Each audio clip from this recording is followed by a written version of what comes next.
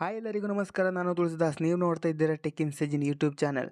So friends, ಇವತ್ತಿನ ಒಂದು ವಿಡಿಯೋದಲ್ಲಿ ನಾನು ನಿಮಗೆ ಅಪ್ಸ್ಟಾಕ್ನಲ್ಲಿ ಯಾವ ರೀತಿ ಇನ್ವೆಸ್ಟ್ಮೆಂಟನ್ನು ಮಾಡೋದು ಅಂತ ತಿಳಿಸ್ಕೊಡ್ತೇನೆ. ಅಂತಂದರೆ ಯಾವ ರೀತಿ ಸ್ಟಾಕ್ಗಳನ್ನು ಬೈ ಮತ್ತು ಸೆಲ್ ಮಾಡೋದು ಅಂತ ಇವತ್ತಿನ ಒಂದು ವಿಡಿಯೋದಲ್ಲಿ ತಿಳಿಸ್ಕೊಡ್ತೇನೆ. ಸೊ ನಿಮ್ಮ ಹತ್ರ ಅಪ್ಸ್ಟಾಕ್ ಡಿಮೆಟ್ ಅಕೌಂಟ್ ಇಲ್ಲ ಅಂತಂದರೆ ನಾನು ಆಲ್ರೆಡಿ ಅದ್ರ ಬಗ್ಗೆ ಒಂದು ವಿಡಿಯೋ ಮಾಡಿದ್ದೆ. ಸೊ ಆ ಒಂದು ವಿಡಿಯೋದ ಲಿಂಕ್ ನಿಮಗೆ ಡಿಸ್ಕ್ರಿಪ್ಷನಲ್ಲಿ ಕೊಡ್ತೇನೆ. ನೀವು ಹೋಗಿಬಿಟ್ಟು ಯಾವ ರೀತಿ ಅಕೌಂಟ್ ಮಾಡೋದು ಅಂತ ನೋಡ್ಬೋದು. ಸೊ ಹಾಗೆ ನಾನು ಅಮೌಂಟ್ ಯಾವ ರೀತಿ ಆ್ಯಡ್ ಮಾಡೋದು ಅಂತ ಕೂಡ ವಿಡಿಯೋ ಮಾಡಿದೆ. ಸೊ ಆ ಒಂದು ವಿಡಿಯೋದ ಲಿಂಕ್ ಕೂಡ ನಿಮಗೆ ಡಿಸ್ಕ್ರಿಪ್ಷನಲ್ಲಿ ಕೊಡ್ತೇನೆ. ನೀವು ಹೋಗ್ಬಿಟ್ಟು ಅಮೌಂಟ್ ಕೂಡ ಆ್ಯಡ್ ಮಾಡ್ಕೊಳ್ಬೋದು ಅದೇ ರೀತಿಯಾಗಿ. ಸೊ ಬನ್ನಿ ಇವಾಗ ನಾನು ವಿಡಿಯೋನ ಸ್ಟಾರ್ಟ್ ಮಾಡ್ತೇನೆ. ಸೊ ಫ್ರೆಂಡ್ಸ್, ಇವಾಗ ನಾನು ಇಲ್ಲಿ ನೋಡ್ಬೋದು ಅಪ್ಸ್ಟಾಕನ್ನು ಓಪನ್ ಮಾಡಿಕೊಂಡಿದ್ದೇನೆ. ಸೊ ಅಪ್ಸ್ಟಾಕ್ ಓಪನ್ ಮಾಡಿದ್ಮೇಲೆ ನಮಗೆ ಈ ರೀತಿ ಒಂದು ಇಂಟರ್ಫೇಸ್ ಬರುವಂಥದ್ದು. ಸೊ ಇಲ್ಲಿ ನೋಡ್ಬೋದು ನಮಗೆ ಇಂಡೆಕ್ಸ್ಗಳು ಇಲ್ಲಿ ಕಾಣಿಸುವಂಥದ್ದು. ಸೊ ಇಂಡೆಕ್ಸ್ ಅಂತಂದರೆ ಫ್ರೆಂಡ್ಸ್, ಇಲ್ಲಿ ನೋಡ್ಬೋದು ಇವಾಗ ನಿಫ್ಟಿ 50 ಇದೆ.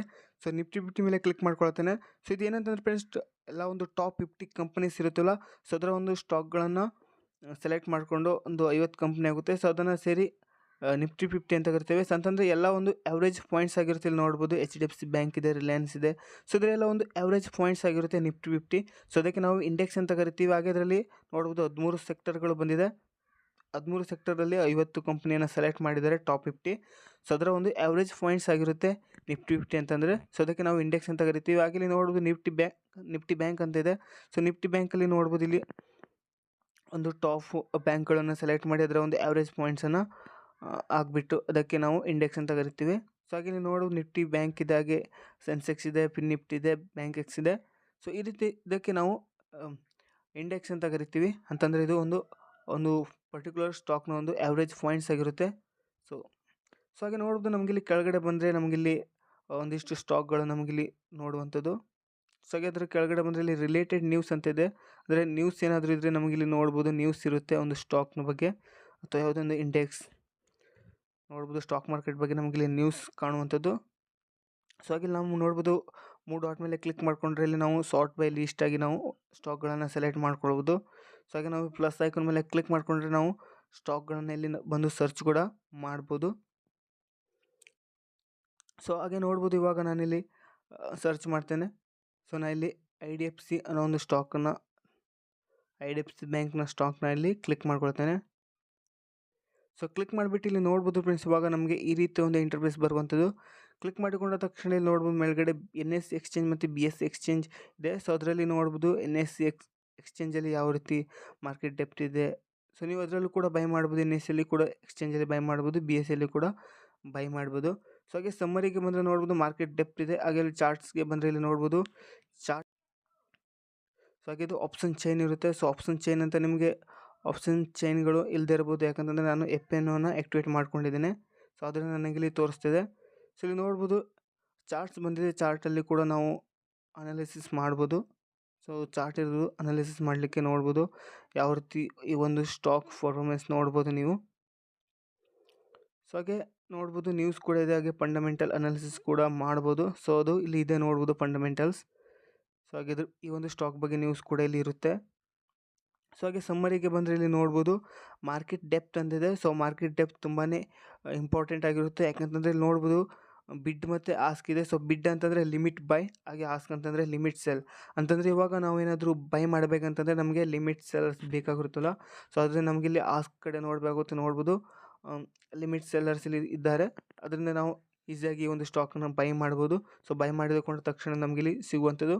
ಹಾಗೆ ನೋಡ್ಬೋದು ಆ ಒಂದು ಸ್ಟಾಕ್ನ ನಾವು ಸೆಲ್ ಮಾಡಬೇಕಂತಂದರೆ ನಮಗೆ ಲಿಮಿಟ್ ಸೆಲ್ಲರ್ ಕೂಡ ಇರಬೇಕಾಗುತ್ತೆ.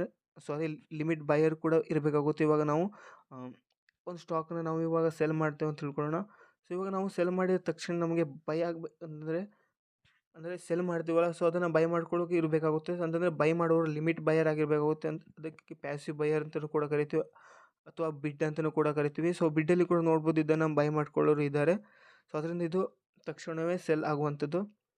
ಕೆಲವೊಂದರಲ್ಲಿ ನೋಡ್ಬೋದು ಇಲ್ಲಿ ಜೀರೋಗಳು ಇರುತ್ತೆ ಬಿಡ್ಡಲ್ಲಿ. ಸೊ ಅಂತಂದರೆ ಅದು ನಾವು ಸೆಲ್ ಮಾಡಲಿಕ್ಕೆ ಆಗೋಲ್ಲ. ಅಂದರೆ ಸೆಲ್ ಮಾಡಲಿಕ್ಕೆ ಆಗೋಲ್ಲ ಅಂತಂದರೆ ಅಲ್ಲಿ ನಮಗೆ ಬೈ ಮಾಡೋರು ಇರಲ್ಲ ಬಿಡ್ಡಲ್ಲಿ. ಸೊ ನೀವು ಕೆಲವೊಂದಿಷ್ಟು ಸ್ಟಾಕ್ಗಳನ್ನು ನೋಡ್ಬೋದು. ಸೊ ಪೆನಿ ಸ್ಟಾಕ್ಗಳೆಲ್ಲ ನೋಡ್ಬೋದು. ಸೊ ಬಿಡ್ ಇರಲ್ಲ. ಸೊ ಆಸ್ಕಲ್ಲಿ ತುಂಬಾ ಕ್ವಾಂಟಿಟಿ ಇರುತ್ತೆ, ಅಂತಂದರೆ ಬೈ ಮಾಡ್ಕೊಳ್ಳೋರು ಇರಲ್ಲ. ಸೊ ಅದರಿಂದ ನಾವು ಯಾವುದೇ ಕಾರಣಕ್ಕೂ ಪೆನಿ ಸ್ಟಾಕ್ಗಳನ್ನು ಕೆಲವೊಂದು ಸಲ ಸೆಲ್ ಮಾಡಲಿಕ್ಕೆ ಆಗೋಲ್ಲ ಆ ಕಾರಣದಿಂದಾಗಿ. ಸೊ ಬಿಡ್ ಆಸ್ಕ್ ತುಂಬಾ ಇಂಪಾರ್ಟೆಂಟ್ ಆಗಿರುತ್ತೆ.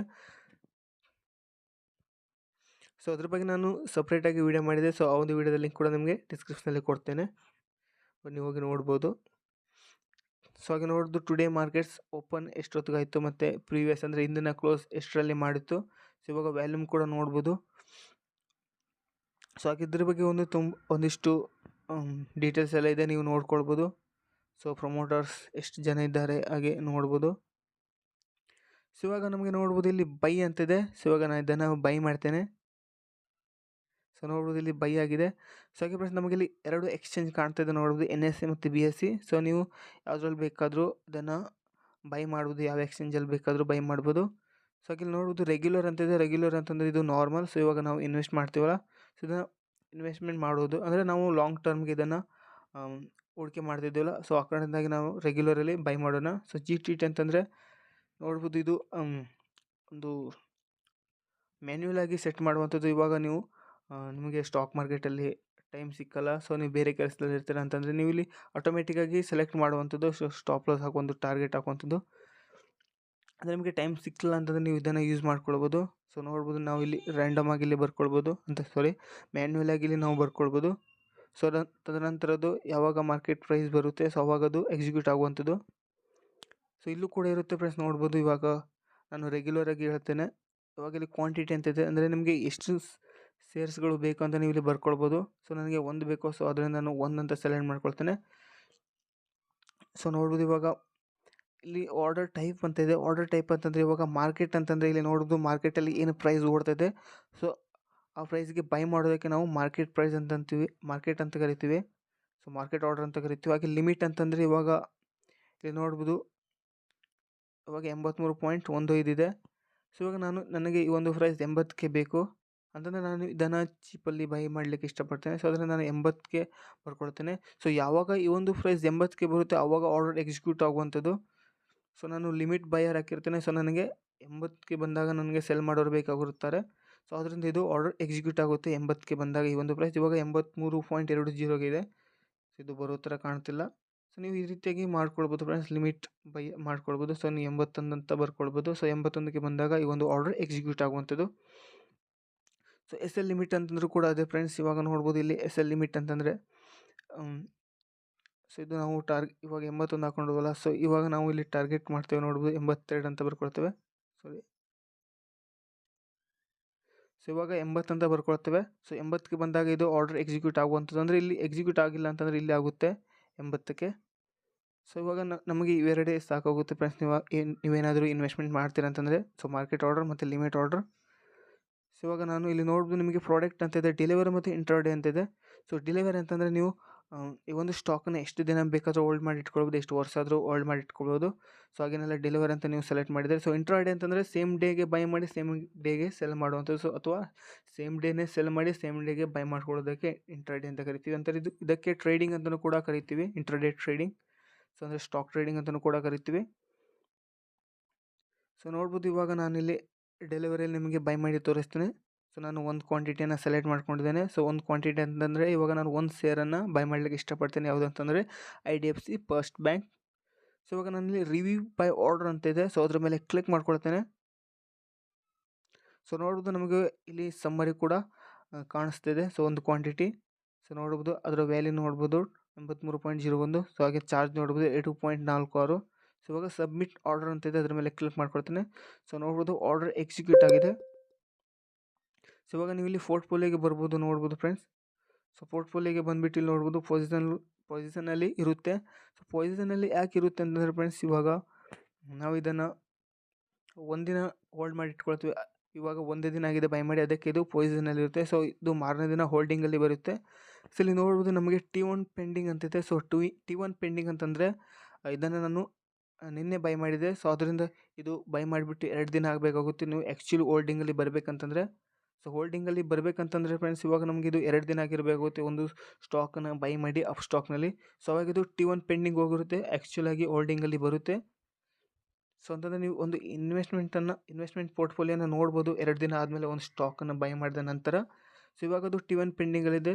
ಸೊ ಹಾಗೇನಿಲ್ಲ ಫ್ರೆಂಡ್ಸ್, ನೀವು ಹಾಗಂತ ಏನಿಲ್ಲ, ನೀವು ಇದನ್ನು ಇವಾಗಲೇ ಕೂಡ ಸೆಲ್ ಕೂಡ ಮಾಡ್ಬೋದು. ಸೊ ಸೆಲ್ ಆಗುತ್ತೆ. ಇವಾಗ ನೋಡ್ಬೋದು ಪೊಸಿಷನಲ್ಲಿ ಹೋಗಿದೆ. ಸೊ ಇದು ನಾಳೆ ಇದ್ದು ಹೋಲ್ಡಿಂಗಲ್ಲಿ ಬರುತ್ತೆ. ಸೊ ಇದು ನಾಳೆ ನಾಡ್ದು 2 ದಿನ ಆದಮೇಲೆ ಇದು ಆ್ಯಕ್ಚುಲ್ ಹೋಲ್ಡಿಂಗಲ್ಲಿ ಬರುತ್ತೆ. ಸೊ ಇವಾಗ ಫ್ರೆಂಡ್ಸ್ ನಾನು ನಿಮಗೆ ಯಾವ ರೀತಿ ಸೆಲ್ ಮಾಡೋದು ಅಂತ ತಿಳಿಸ್ಕೊಡ್ತೇನೆ. ಇವಾಗ ಬೈ ಮಾಡೋದು ಯಾವ ರೀತಿ ಅಂತ ತಿಳಿಸ್ಕೊಟ್ಟಿದೆ. ಸೊ ಇವಾಗ ಯಾವ ರೀತಿ ಸೆಲ್ ಮಾಡೋದು ಅಂತ ನಾನು ನಿಮಗೆ ತಿಳಿಸ್ಕೊಡ್ತೇನೆ. ಸೊ ಇವಾಗ ನೋಡ್ಬೋದು ನನ್ನ ಹತ್ರ ಆಲ್ರೆಡಿ ನಾನು ಒಂದು ಸ್ಟಾಕನ್ನು ಬೈ ಮಾಡಿ ಇಟ್ಕೊಂಡಿದ್ದೇನೆ. ಸೊ ಇವಾಗ ಅದನ್ನು ಸೆಲ್ ಮಾಡ್ತೇನೆ ನೋಡ್ಬೋದು. ಸೊ ಇಲ್ಲಿ ಈ ಒಂದು ಸ್ಟಾಕ್ ಮೇಲೆ ಕ್ಲಿಕ್ ಮಾಡ್ಕೊಳ್ತೇನೆ. ನಾನು ಈ ಒಂದು ಸ್ಟಾಕನ್ನು ಸೆಲ್ ಮಾಡಲಿಕ್ಕೆ ಇಷ್ಟಪಡ್ತೇನೆ. ಸೊ ಇವಾಗ ನನಗಿಲ್ಲಿ ಸೆಲ್ ಅಂತ ಇದೆ ನೋಡ್ಬೋದು, ಅದರ ಮೇಲೆ ಕ್ಲಿಕ್ ಮಾಡ್ಕೊಳ್ತೇನೆ. ಸೊ ಕ್ಲಿಕ್ ಮಾಡಿಬಿಟ್ಟು ನಾವು ಯಾವ ಎಕ್ಸ್ಚೇಂಜಲ್ಲಿ ಸೆಲ್ ಮಾಡ್ತೇನೆ ಅಂತ ಕೇಳ್ತಾಯಿದೆ. ಸೊ ನಾನು NSEಯಲ್ಲಿ ಸೆಲೆಕ್ಟ್ ಮಾಡ್ಕೊಳ್ತೇನೆ. ಸೊ ನೀವು ಯಾವುದಾದ್ರೂ ಸೆಲೆಕ್ಟ್ ಮಾಡ್ಕೊಳ್ಬೋದು. ಸೊ ಇವಾಗ ನೋಡ್ಬೋದು ನನ್ನ ಹತ್ರ ಒಂದು ಕ್ವಾಂಟಿಟಿ ಇದೆ. ಸೊ ಇವಾಗ ನೋಡ್ಬೋದು ನನ್ನ ಹತ್ರ ಒಂದು ಕ್ವಾಂಟಿಟಿ ಇದೆ. ಇವಾಗ ರಿವ್ಯೂ ಸೆಲ್ ಆರ್ಡರ್ ಅಂತಿದೆ, ಅದರ ಮೇಲೆ ಕ್ಲಿಕ್ ಮಾಡ್ಕೊಳ್ತೇನೆ. ಸೊ ಆರ್ಡರ್ ಟೈಪ್ ಮಾರ್ಕೆಟ್ ಹಾಕ್ತೇನೆ. ಸೊ ರಿವ್ಯೂ ಸೆಲ್ ಆರ್ಡರ್ ಅಂತ ಅದ್ರ ಮೇಲೆ ಕ್ಲಿಕ್ ಮಾಡ್ಕೊಳ್ತೇನೆ. ಸೊ ನೋಡ್ಬೋದು ಇವಾಗ ನಮಗೆ ವೆರಿಫೈ ಹೋಲ್ಡಿಂಗ್ ಕೇಳುತ್ತೆ. ಅಂತಂದರೆ ಇವಾಗ ನಾವು ಇದನ್ನು CDSL ಮುಖಾಂತರ ವೆರಿಫೈ ಮಾಡಿ ಇದನ್ನು ಸೆಲ್ ಮಾಡಬೇಕಾಗುತ್ತೆ. ಸೊ ಇಲ್ಲಿ ನೋಡ್ಬೋದು ನಿಮ್ಮ ಹತ್ರ ಫಿನ್ ಗೊತ್ತಿದ್ದರೆ ನೀವು ಕಂಟಿನ್ಯೂ CDSL ಮೇಲೆ ಕ್ಲಿಕ್ ಮಾಡ್ಕೊಳ್ಬೋದು. ಸೊ ಗೊತ್ತಿಲ್ಲ ಅಂತಂದರೆ I don't have a fin ಅಂತಿದೆ, ಅದ್ರ ಮೇಲೆ ಕ್ಲಿಕ್ ಮಾಡಿಬಿಟ್ಟು ಜನರೇಟ್ ನ್ಯೂ ಫಿನ್ ಅಂತಿದೆ, ಅದ್ರ ಮೇಲೆ ಕ್ಲಿಕ್ ಮಾಡಿಬಿಟ್ಟು ನ್ಯೂ ಫಿನ್ನನ್ನು ಜನರೇಟ್ ಮಾಡ್ಬೋದು. ಸೊ ಆ್ಯಕ್ಚುಲಾಗಿ ಕೆಲವೊಬ್ಬರಿಗೆ ಗೊತ್ತಿರಲ್ಲ. ಸೊ ನಾನು ಜನರೇಟ್ ನ್ಯೂ ಫಿನ್ ಮೇಲೆ ಕ್ಲಿಕ್ ಮಾಡ್ಕೊಳ್ತೇನೆ.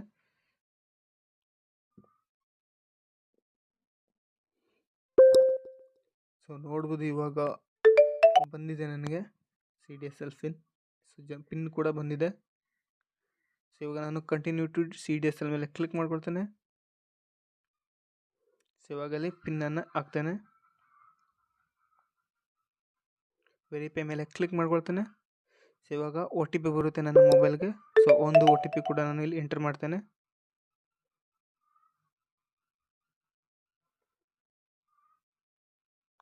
ಸೊ ನೋಡೋದು ಟ್ರಾನ್ಸಾಕ್ಷನ್ ಅಪ್ರೂವ್ಡ್ ಆಗಿದೆ. ಸೊ ಈ ರೀತಿಯಾಗಿ ನಾವು ಸೆಲ್ಲನ್ನು ಮಾಡುವಂಥದ್ದು. ಸೊ ಇವಾಗ ಬಿಟ್ಟು ನೋಡ್ಬೋದು. ಇವಾಗ ಮತ್ತೆ ಪುನಃ ನಾವು ರಿಟರ್ನ್ ಬರಬೇಕಾಗುತ್ತೆ. ಇವಾಗ ನಾವು ಸೆಲ್ ಮಾಡಬೇಕಾಗುತ್ತೆ. ಸಬ್ಮಿಟ್ ಆರ್ಡರ್ ಅಂತಿದೆ, ಅದರ ಮೇಲೆ ಕ್ಲಿಕ್ ಮಾಡ್ಕೊಳ್ಳಿ. ಸೊ ಕ್ಲಿಕ್ ಮಾಡಿಬಿಟ್ಟು ನೋಡ್ಬೋದು ಇವಾಗ ಸೆಲ್ ಆಗಿದೆ. ಸೊ ನೋಡ್ಬೋದು ಆರ್ಡರ್ ಟೈಪಿಗೆ ಬಂದುಬಿಟ್ಟು ಇಲ್ಲಿ ನೋಡ್ಬೋದು. ಸೊ ಈಗ ಆರ್ಡರ್ ಹಿಸ್ಟ್ರಿ ಕೂಡ ನೋಡ್ಬೋದು. ಸೊ ನೋಡ್ಬೋದು ಫ್ರೆಂಡ್ಸ್, ನಾವು ಈ ರೀತಿಯಾಗಿ ಸೆಲ್ ಮಾಡುವಂಥದ್ದು. ಸೊ ನಾವು ಈ ರೀತಿಯಾಗಿ ಸ್ಟಾಕ್ಗಳನ್ನು ಬೈ ಮತ್ತು ಸೆಲ್ ಮಾಡ್ಬೋದು. ಸೊ ಇದು ಒಂದು ದಿನ ಆದಮೇಲೆ ನಾವು ಸೆಲ್ ಮಾಡಿರ್ತೀವಲ್ಲ ಆ ಒಂದು ಮನಿ ಏನಿರುತ್ತೆ, ಸೊ ಅದೊಂದು ಇಲ್ಲಿ ಕ್ಯಾಶಲ್ಲಿ ಬರುತ್ತೆ. ಸೊ ಅವಾಗ ನಾವು ಅದನ್ನು ವಿತ್ಡ್ರಾ ಕೂಡ ಮಾಡ್ಕೊಳ್ಬೋದು. ಸೊ ಇದಾಗಿತ್ತು ಫ್ರೆಂಡ್ಸ್ ಇವತ್ತಿನ ವಿಡಿಯೋ ಇಷ್ಟ ಆಗಿದ್ರೆ ಲೈಕ್ ಮಾಡಿ, ಸಬ್ಸ್ಕ್ರೈಬ್ ಮಾಡಿ, ಶೇರ್ ಮಾಡಿ. ಸೊ ಮತ್ತೆ ಮುಂದಿನ ವಿಡಿಯೋದಲ್ಲಿ ಸಿಗ್ತೀನಿ. ಎಲ್ಲರಿಗೂ ಬಾಯ್, ಜೈ ಹಿಂದ್.